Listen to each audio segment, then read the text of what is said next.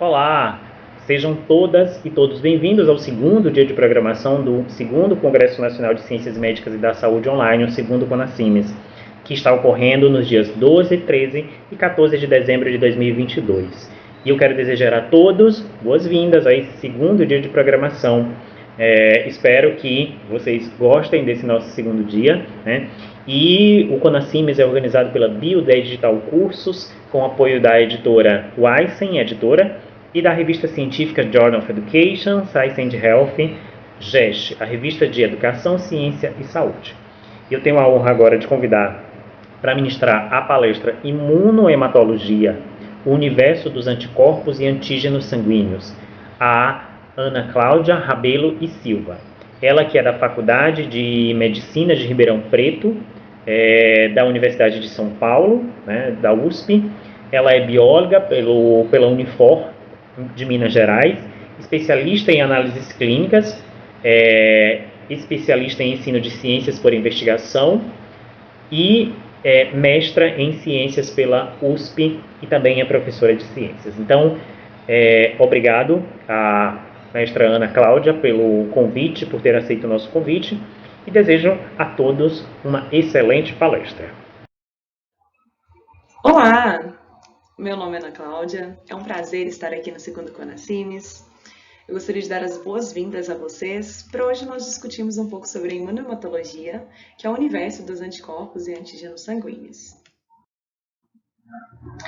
Essa ciência, de grande relevância, principalmente na área da saúde, ela estuda os antígenos presentes nas hemácias, também conhecidos como glóbulos vermelhos ou eritrócitos, e, consequentemente, também estuda os anticorpos que correspondem a esses antígenos. E, claro, qual o seu significado clínico, principalmente em três grandes áreas, quando a gente fala da área transfusional, gestacional e também no transplante de órgãos. E como o nome já está contando, aqui nós temos as principais áreas, que é a junção da imunologia com a hematologia, e temos uma lista enorme de outras disciplinas necessárias para esse conhecimento da imunohematologia, como a genética, a bioquímica, a fisiologia. E um breve histórico de como essa ciência se constituiu começa por volta de 1665, quando nós tivemos o registro da primeira transfusão sanguínea direta entre dois seres vivos, entre cães, e 2 anos depois a gente tem o registro de uma transfusão de um carneiro para um homem. E agora a transfusão entre 2 seres humanos aconteceu só 1,5 séculos depois, na tentativa de salvar mulheres que morriam por hemorragia pós-parto. Outro fato marcante aconteceu em 1901, quando Landsteiner ele descobriu o que nós conhecemos hoje como grupo ABO. E esse mesmo cientista também descobriu em 1939, junto com seu grupo, o outro sistema, segundo mais conhecido, que é o sistema RH. Mas antes disso, nós tivemos também a primeira transfusão de sangue aqui no Brasil, em 1915, e a instituição do primeiro banco de sangue durante a Guerra Espanhola, que muitos soldados morriam na espera de sangue. Então, a instituição desse banco de sangue veio para suprir essas necessidades imediatas, que inclusive, no Brasil, começou a ser instituída em 1941. E agora, para conhecer um pouquinho sobre os antígenos e anticorpos eritrocitários, vamos defini-los. Nós temos 2 termos que, apesar de similares, eles têm um pouquinho de diferença. A gente chama de antígeno qualquer molécula que se liga a um anticorpo. Ou seja, o corpo vai produzir um anticorpo específico que vai ligar naquela substância, chama isso de um antígeno. E eu posso dizer como um imunógeno vai ser aquele antígeno que vai desencadear uma resposta imune. Que na hora que o nosso corpo tiver contato com aquele antígeno específico, ele vai desencadear a produção de novos anticorpos. Ou seja, a gente pode dizer que todo imunógeno é um antígeno, mas o contrário não. E quando a gente fala de antígenos e anticorpos eritrocitários, é justamente porque eles estão presentes aqui na hemácia. E os anticorpos também são chamados de imunoglobulinas, que podem ser do tipo naturais, ou seja, são aqueles anticorpos eritrocitários que o indivíduo já nasce com ele ou que ele é desenvolvido nos primeiros meses, como, por exemplo, anticorpos do sistema ABO, ou também anticorpos do tipo imune ou regulares, como o sistema RH, O indivíduo só começa a desenvolver esses anticorpos depois do primeiro contato com o seu antígeno específico.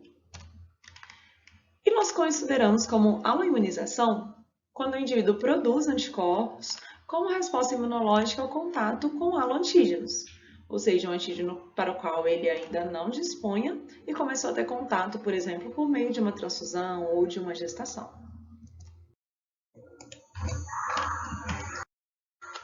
E outros termos também que são importantes é diferenciar sistemas de coleções sanguíneas.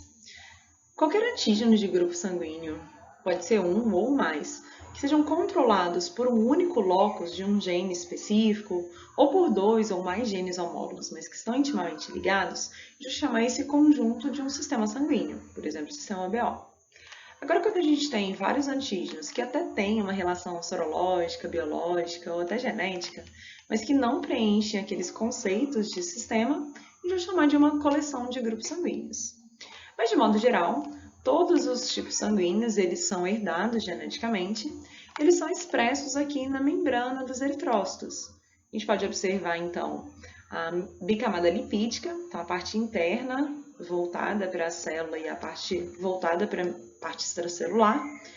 E esses grupos sanguíneos eles são diferenciados pela forma como eles se ligam à membrana. A gente tem, por exemplo, o sistema BO, que ele é do tipo carboidrato, geralmente ligados aqui na superfície externa da membrana. Nós temos também proteínas de passagem única, e aqui de grande importância a gente tem o sistema sanguíneo KEL e o MNS. A gente tem aqueles de passagem múltipla, ou seja, eles atravessam a membrana várias vezes, como os sistemas Duff, RH, Diego, KID. E também proteínas que se ligam através de lipídios, como é o caso do sistema Chromium. E para a gente ter um pouquinho de noção de quanto é complexo essa imunohematologia, a gente tem um site da Sociedade Internacional de Banco de Sangue que cataloga todos os antígenos, todos os sistemas sanguíneos já descobertos. E até setembro de 2022, nós temos conhecidos 43 sistemas de grupos sanguíneos, onde estão incluídos 349 antígenos. E a gente acaba lembrando só do ABO e do RH. E além disso, nós temos também mais 5 coleções, que são aqueles antígenos que não têm um grupo específico. A gente não sabe a origem genética específica dele, que a gente inclui mais 14 antígenos. Então, é uma área muito complexa de muito interesse. Só que, claro, ABO, RH são os mais comuns por causa das implicações na área da saúde que nós vamos comentar depois. E agora a gente vai falar um pouquinho sobre os dois principais sistemas, ABO e RH, e depois conhecer alguns outros também de relevância clínica. Sobre o sistema ABO, o mais conhecido e o primeiro a ser descoberto justamente pela sua relevância, ele apresenta antígenos já a partir da 5ª à 6ª semana de vida intrauterina, e os nossos eritrócitos eles já vão apresentar ou não esses antígenos, dando então 4 principais grupos sanguíneos. O grupo A, que vai ter a presença desse antígeno A, o grupo B, a presença do B, o AB dos dois, e o grupo O, que não apresenta nenhum desses antígenos nessa superfície das hemácias. Agora, já com relação aos anticorpos, a gente pode dizer que são anticorpos naturais, porque apesar de não nascermos com anticorpos anti-A, anti-B, eles já começam a ser desenvolvidos já a partir de 3 a 6 meses de vida. Porque a gente tem bactérias e outras substâncias que são muito similares a esses antígenos. Então, quando o bebezinho ele começa a ter contato com essa quantidade imensa de bactérias, o nosso corpo já interpreta como os antígenos do grupo ABO e começa a produzir esses anticorpos. E a gente tem então um pico de produção de 5 a 10 anos de idade, e à medida que a gente inicia a vida idosa, essa quantidade de anticorpos do sistema ABO ele decai. Então, fazer tipagem ABO, tanto de recém-nascidos quanto de idosos, é problemática por esses detalhes. E a gente considera ele como o sistema mais importante justamente porque ele pode ser fatal numa transfusão sanguínea incompatível, de a partir de 100 ml já causa esses danos. Outros grupos sanguíneos também promovem reações hemolíticas, mas não com tanta gravidade e não com uma quantidade razoavelmente pequena de tipos de sangue recebidos que, se forem incompatíveis, já causam tantos prejuízos. E uma curiosidade que muita gente às vezes não sabe é que esses antígenos, eles não estão presentes só nos eritrócitos.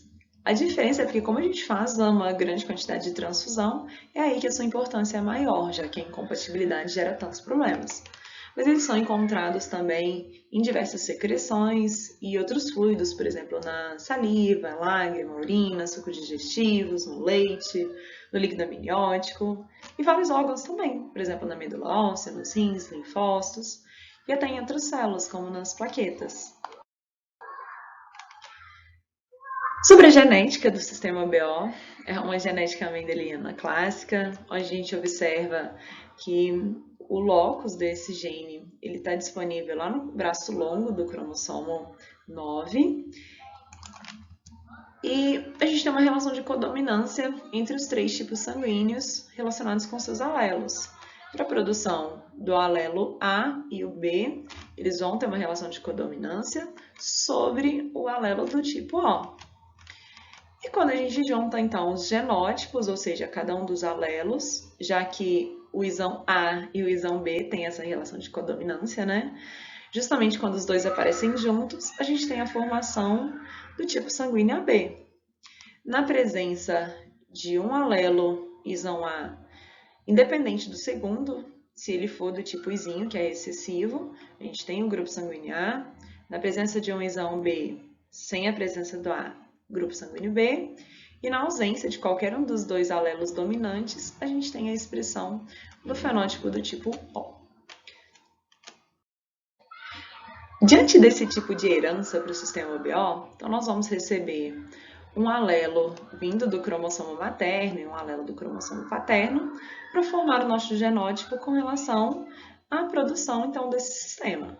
Mas olha que curioso, como que uma filha do tipo O, ou seja, tem o genótipo recessivo, izinho, veio de uma mãe que tem o tipo sanguíneo AB, ou seja, seu genótipo é isão A, isão B, ela não tem izinho para enviar. E acalmem-se, nós não estamos diante de um problema de paternidade. Provavelmente esse caso é o que a gente chama de fenótipo Bombay ou Bombaim, onde a gente observa o que a gente chama de falso O.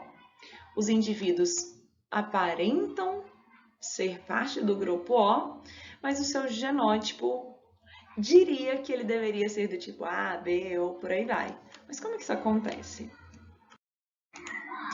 Então, para a gente entender como que isso acontece, nós precisamos saber que o sistema BO ele é controlado por meio de 2 genes, o gene ABO e o gene FUT1, que eles vão atuar por meio de, inicialmente, uma substância precursora.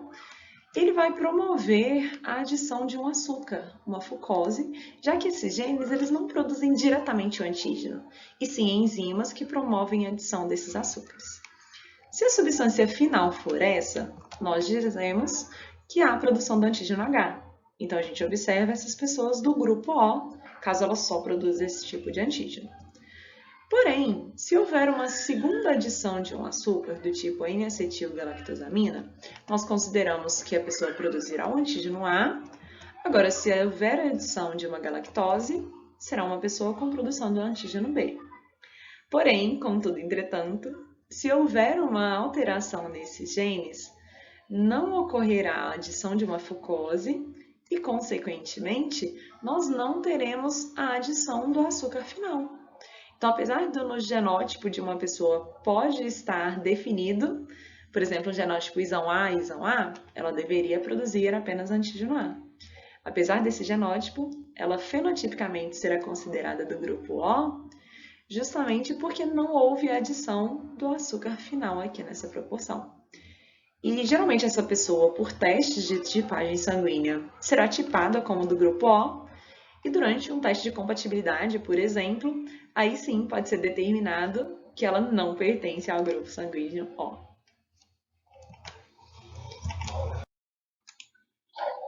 Então, para a gente interpretar essas consequências, vamos pegar como exemplo comparação com uma pessoa do grupo A. Ela pode apresentar no seu genótipo isão Azinho, ou isão A, ser homozigota ou heterozigota. Ela também, com relação ao outro gene, vai apresentar o genótipo H, ou seja, ela deve produzir a substância precursora H, que vai gerar esse antígeno, e também o antígeno A, consequentemente produzindo anticorpos anti-B. E vice-versa para a pessoa que é do tipo B. Uma pessoa do tipo O vai ter no seu genótipo izinho e também a presença do alelo H, que produz o antígeno H na membrana. É o único que ele tem. Então, o que essa pessoa apresenta de anticorpos? Contra todos os outros antígenos, anti-A, anti-B e anti-AB. Já uma pessoa que é do fenótipo Bombay, ela não vai apresentar o genótipo do grupo ABO. Então, ela não apresenta o genótipo izinho, consequentemente, não tem antígeno H na membrana. Qual o problema?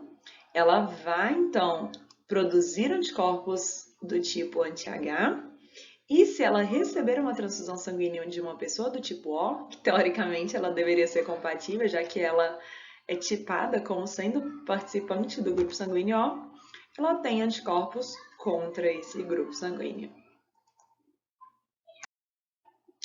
E agora a gente vai falar do segundo sistema de maior importância clínica, que só perde para o ABO, que é o sistema RH, o famoso positivo ou negativo.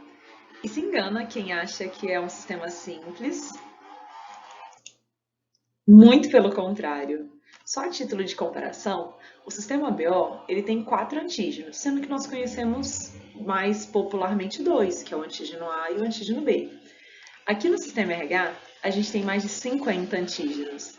Então, quando a gente diz que a pessoa é RH positivo ou negativo, a gente só está considerando um desses mais de 50 antígenos, que são todos codificados por um par de genes homólogos. Então, o gene RHD produz esse principal antígeno, que é o antígeno D.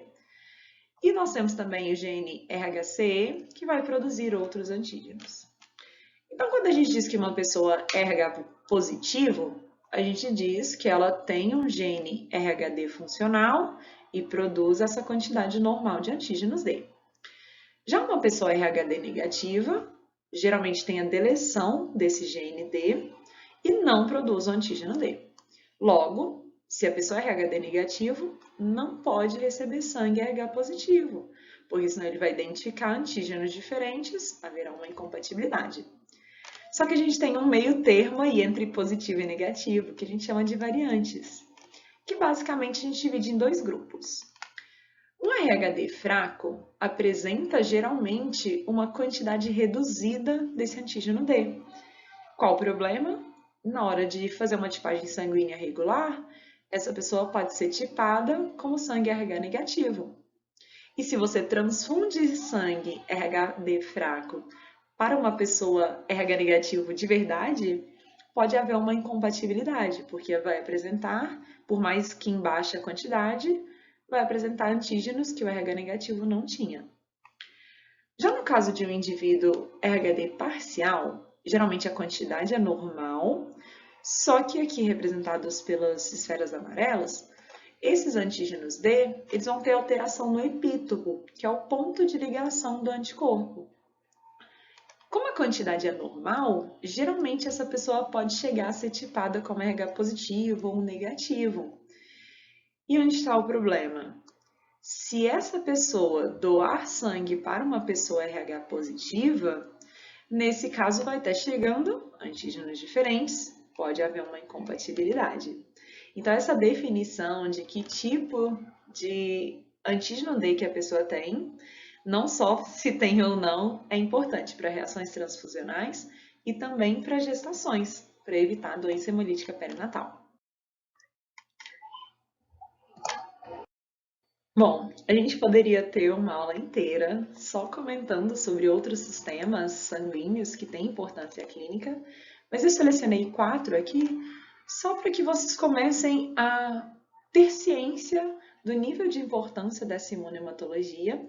Então, 4 deles, o sistema KEL, que depois de ABO e RH é o que tem o maior potencial imunogênico, porque normalmente as pessoas já têm anticorpo contra os antígenos desse sistema. Então, tem grandes causas de reação hemolítica, de doença hemolítica perinatal. Tem 6 principais antígenos e nesse sistema a gente tem a possibilidade de produção de autoanticorpo, ou seja, um anticorpo produzido contra um antígeno que você mesmo já possui. A gente tem o sistema KID, que além dos eritrócitos também está presente em neutrófilos, nos rins. Tem 3 principais antígenos. E apesar de causar poucos casos de reação hemolítica, quando acontece geralmente ela é grave. E com relação à doença hemolítica perinatal, os casos também são raros e também são leves. Já o sistema Duff expressa em diversos órgãos e tecidos, tem 5 principais antígenos, e nesse caso ele é similar ao sistema RH, ou seja, os anticorpos são imunes.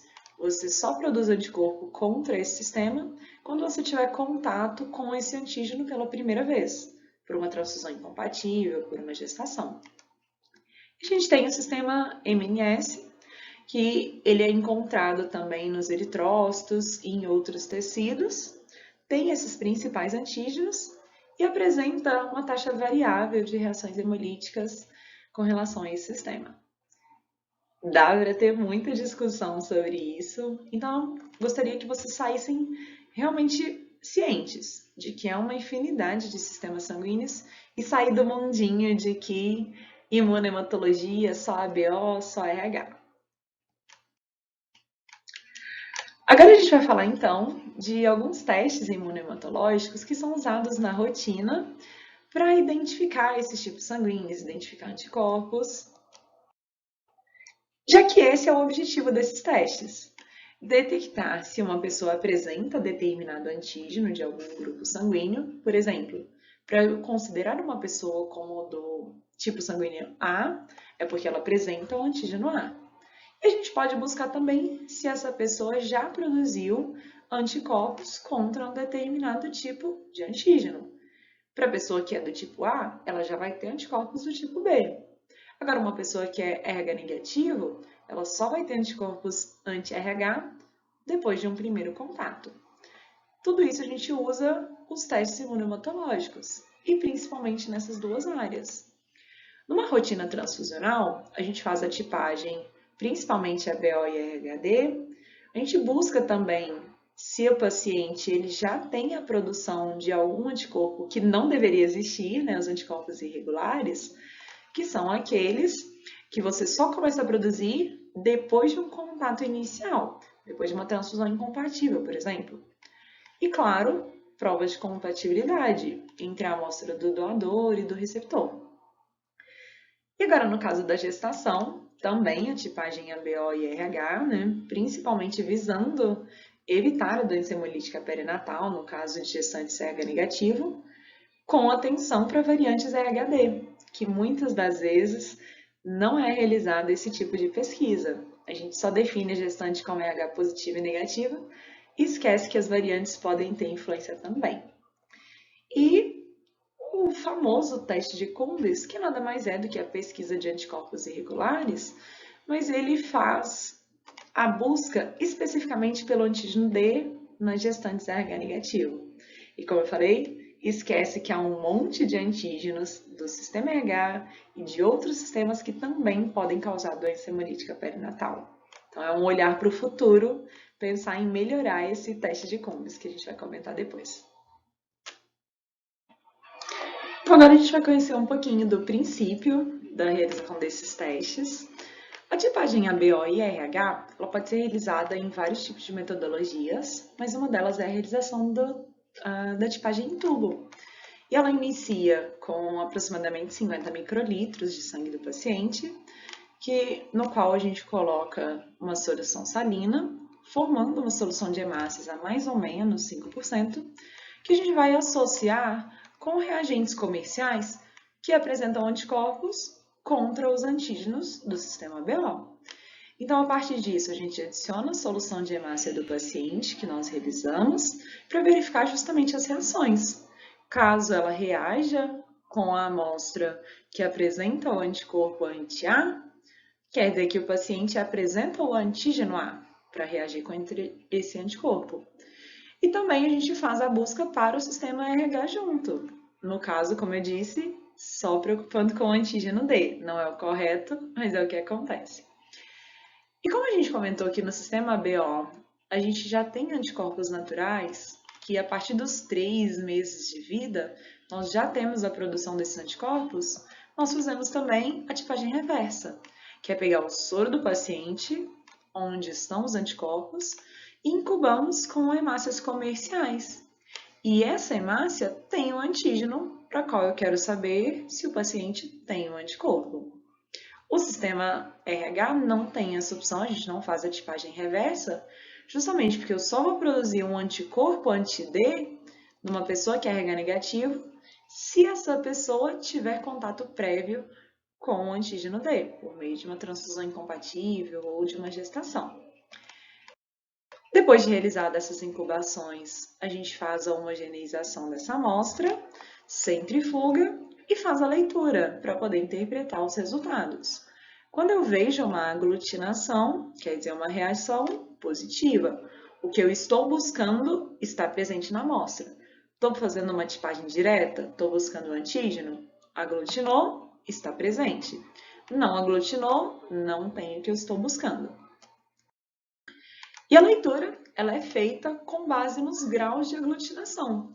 Quando eu vejo uma única aglutinação, é um grau totalmente positivo, que a gente chama de 4 cruzes, e à medida que essas aglutinações vão diminuindo, a gente tem até uma reação fraca ou negativa. Nada do que eu estou buscando está presente na amostra. E atualmente a gente tem a realização desse teste em gel, que tem também o mesmo princípio de aglutinação. A diferença é que ele tem um resultado muito mais estável, não diferencia, na maior parte dos casos, da leitura entre dois interpretantes, duas pessoas que estão realizando esse exame, chegam à mesma conclusão. E a gente vê como grau de aglutinação a migração dessa aglutinação ou não pelo gel. Então, quando tudo foi aglutinado, a gente tem 4 cruzes, eu vejo o resultado aqui em cima. Quando não houve aglutinação, que é a amostra negativa, eu vejo a deposição dessas hemácias não aglutinadas aqui no fundo. Então, nesse caso, por exemplo, essa pessoa ela é do tipo A positiva. E a gente tem também a realização de um teste em microplaca, que muitas pessoas nunca ouviram falar, e ele é o contrário do que a gente tem costume de pensar. Quando eu vejo esse tipo de observação, que parece uma amostra negativa no teste em tubo, aqui no teste em microplaca é o contrário. Quando há aglutinação, as hemácias se separam na microplaca, então eu vejo essa observação. Quando as hemácias não se aglutinam, elas vão todas serem depositadas no final dessa microplaca, então essas amostras aqui são negativas. São só formas diferentes de realização desses exames. A gente tem também métodos automatizados, com grandes evoluções, mas o resultado é a mesma: diferenciar qual o tipo sanguíneo daquele paciente. Agora já a pesquisa de anticorpos irregulares, que a gente tem o costume de chamar de PAI, como eu disse, um anticorpo irregular é aquele que o indivíduo não deveria possuir. Vamos pegar, por exemplo, o sistema RH. Uma pessoa que é RH negativo, ela não apresenta o antígeno D. Com isso, ela não deveria possuir o anticorpo anti-D, porque ele não está presente desde o nascimento. Para uma pessoa RH negativo ter anticorpo anti-D, é porque ela teve um contato prévio, pela transfusão, por uma gestação. Então, essa pesquisa, ela visa buscar justamente se no sangue do meu paciente, especificamente no soro, tem a presença do anticorpo que eu estou buscando. Se é uma pessoa RH negativo, eu quero saber se tem anticorpo anti-D lá na amostra. E muitos desses anticorpos irregulares, eles não promovem uma aglutinação visível. Eles vão se ligar até no anticorpo, no antígeno, porém, eu preciso de um segundo anticorpo para promover essa aglutinação, e aí sim a gente consegue visualizar o resultado. Se fosse um caso de RH negativo e eu vejo uma aglutinação, o que nós vamos observar então? Que essa pessoa tem anticorpo anti-D, ou seja, ela já teve contato com o antígeno anteriormente e produzia esse anticorpo. Qual o problema? Se eu encontrar um anticorpo que é irregular, numa segunda transfusão incompatível, num segundo contato com esse antígeno por meio da gestação, se for uma gestante, por exemplo, ela já tem anticorpos, para combater aquelas hemácias que têm o antígeno complementar a ele. E esse teste ele é realizado por meio, inicialmente, de 2 compostos de amostras que a gente já conhece quais antígenos que ela tem. Então, eu vou pegar a amostra do paciente, vou juntar com essas hemácias comerciais e a gente tem um padrão e a gente vê quais dessas amostras são positivas. Se, por exemplo, eu tive um paciente cuja amostra reagiu com essa hemácia comercial 1, eu posso dizer, por exemplo, que ela tem anticorpos contra o antígeno E grande. Porque se a segunda hemácia não reagiu, representada aqui por 0, é um indício. Mas eu posso afirmar? Não. Olha o antígeno C pequeno, também tem esse padrão de reação. Então, para que esse teste inicial serve? Se os 2 forem negativos, eu já elimino a presença da maior parte dos anticorpos irregulares. A pessoa não produziu porque ela não teve contato. Agora, se uma ou as 2 hemácias, juntando com o soro do paciente, apresentou uma reação ou as 2 reações positivas, aí sim a gente faz um painel aumentado, que a gente vai usar de 10 a 13 hemácias, e aí dá para a gente excluir.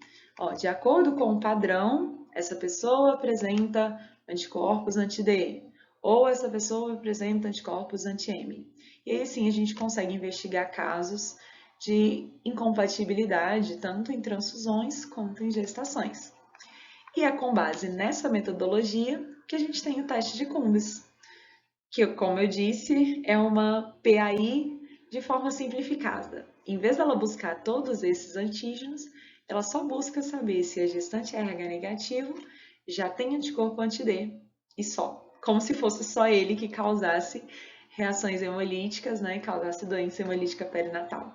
A gente ainda tem muito que evoluir em outros aspectos, mas essa pesquisa de anticorpos irregulares é muito necessária na reação transfusional, justamente para que um paciente que recebe sangue, principalmente com frequência, não tenha anticorpos que vão combater o sangue que ele vai receber. Uma importância essencial.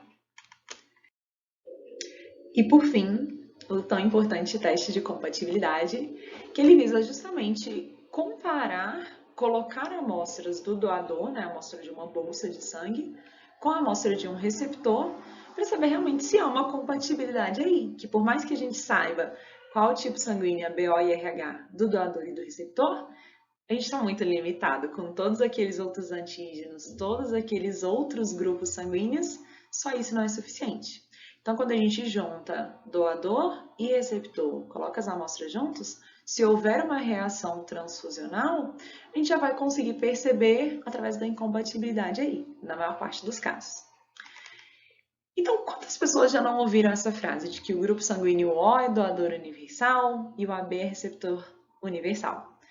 Essa frase está correta? Até certo ponto. Porque a compatibilidade para o sistema BO, quando você vai doar sangue, você pode fazer 3 principais doações. Você doa um sangue total, ou você doa só as hemácias, ou você doa só o seu plasma. Então, vamos fazer algumas comparações para a gente visualizar aqui. Vamos pegar os 4 tipos sanguíneos e ilustrá-los com o antígeno A, a cor azul, e o antígeno B, a cor rosa. Uma pessoa que é do tipo sanguíneo A, ela tem os antígenos A, por isso que eu determino esse tipo de sangue. O tipo B tem só o antígeno B, o AB tem os 2 e o O não tem nenhum.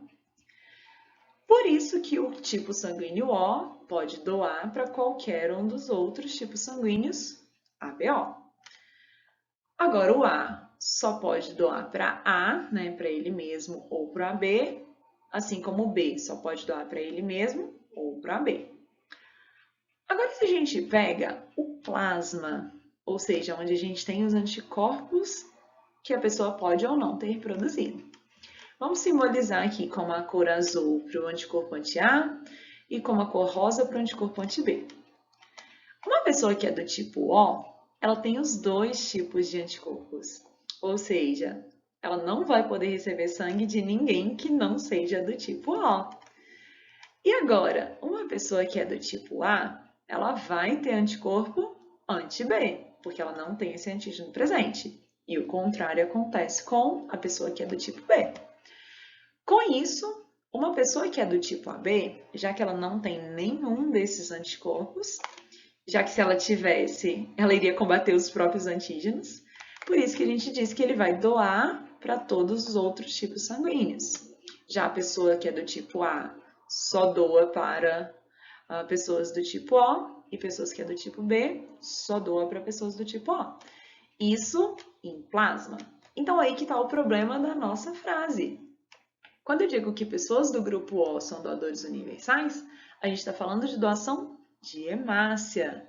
Se eu dou sangue total, essa pessoa está doando hemácias e plasma, ou seja, está indo anticorpos junto. E anticorpo contra um antígeno que a pessoa não tem, vai dar errado.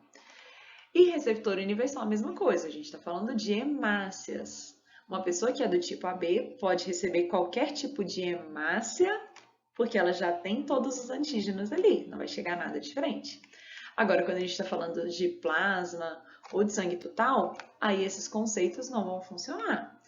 Para componente plasmático, para doar só plasma, né, principalmente pessoas que têm problemas de coagulação, elas podem receber como forma de tratamento, receber plasma, porque os fatores de coagulação estão ali, mas tem anticorpos também. Então, a pessoa que é do tipo O só pode receber plasma, ou melhor, pode receber plasma de todos os grupos, porque ela já tem esses anticorpos. Não vai chegar nenhum anticorpo diferente para combater o seu sangue do tipo das hemácias. Agora, já uma pessoa que é do tipo AB, ela vai poder doar para qualquer tipo de pessoa, já que ela não tem nenhum anticorpo, nem anti-A, nem anti-B no seu sangue, então ela não vai mandar nenhum anticorpo diferente para essa pessoa. Então, é só para reverter um pouquinho esse conceito, porque ele está correto até certo ponto. Bom, eu espero que tenha sido útil para vocês. A gente falou um pouquinho, né, sobre o histórico da imunohematologia, sobre a sua importância. Agora a gente já sabe o que é um antígeno, o que é um anticorpo. A gente já sabe a diferença de um sistema e de uma coleção de grupos sanguíneos. Conhecemos mais detalhes sobre o sistema BO, RH e vários outros de importância clínica, que eu só quis deixar um pouquinho de ciência para saber o quanto isso é importante. E conhecemos também testes imunohematológicos. Então, caso vocês queiram se aprofundar no assunto, que mesmo que só por curiosidade, ou caso você decida seguir alguma carreira que vai ser influenciada pela imunohematologia, esses são alguns dos principais livros. Temos livros brasileiros, temos livros traduzidos de excelência. Então, indico que vocês possam consultá-los.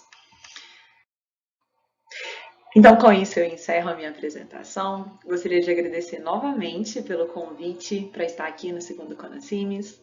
Deixe o meu contato, fiquem à vontade. E gostaria também de agradecer às instituições a qual faço parte e desejo um excelente evento para vocês. Muito obrigada. Tchau, tchau.